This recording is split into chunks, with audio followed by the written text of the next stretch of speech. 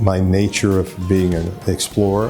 When we lived out in New Mexico and Arizona, one of the things that we did as kids on the weekend is that we would form a group of us, and we would go and explore the mountains. And so I was always looking what's on the other side.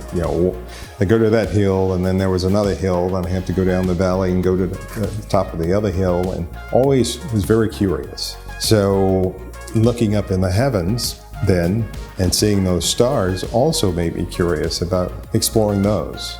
And who was exploring those? Astronauts. Watching Neil and Buzz Aldrin go and land on the moon.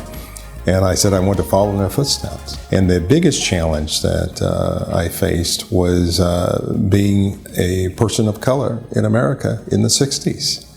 Because as I looked at that little black and white television of them landing on the moon, I didn't see anybody that looked like me. I had already done my research at NASA, and I found out that there were medical doctors who worked in the space program. It was, again, a godsend for me, because one of the other things that I discovered very, very early on is that I liked helping people. And so with those two seemingly separate goals, I was able to put them together and saying, you know what, I could become a medical doctor who then travels in space. In order for you to be able to take care of yourself, take care of your family, take care of your community, you have to be a knowledgeable person.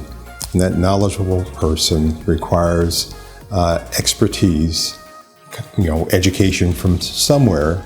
And the best way to get that is through college, through a formal education, like, the University of Houston Clear Lake. And I chose that. If you think about, I went into medical school, then I went into astronaut school, and then later on I went to business school.